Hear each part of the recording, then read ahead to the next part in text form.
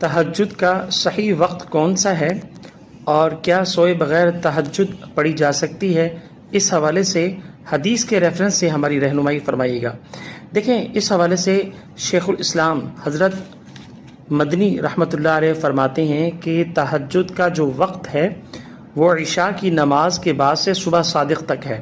اسی طریقے سے حدیث میں ہے، امہات المؤمنین حضرت عائشہ رضی اللہ تعالیٰ عنہ فرماتی ہیں کہ اللہ کے رسول صلی اللہ علیہ وسلم کا تہجد کی نماز پڑھنے کا جو معمول تھا وہ رات کے ابتدائی، درمیانی اور آخری حصے یعنی تینوں حصوں میں وہ نماز پڑھتے تھے، لیکن آپ عمومی طور پر رات کے آخری حصے میں نماز پڑھتے تھے۔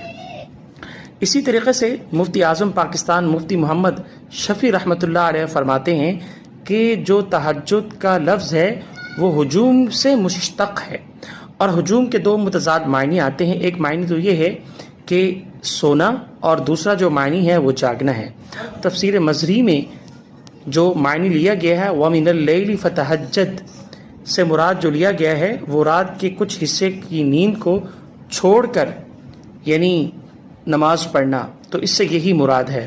اسی طریقے سے حضرت حسن بصری رحمۃ اللہ علیہ فرماتے ہیں نماز تہجد ہر اس نماز پر صادق آتی ہے جو عشاء کی نماز کے بعد پڑھی جائے صبح صادق سے پہلے۔ اسی طریقے سے عمل کی وجہ سے، تعامل کی وجہ سے اس کو تاخیر میں لایا جا سکتا ہے، یعنی رات کے آخری حصے میں پڑھی جائے۔ اب افضل کیا ہے، کس وقت نماز پڑھیں؟ دیکھیں، جناب رسول اللہ صلی اللہ علیہ وسلم کے اعمال سے، آپ کے اعمال مبارک سے تینوں حصوں میں شامل ہے، لیکن افضل یہی ہے کہ رات کے آخری حصے میں پڑھی جائے۔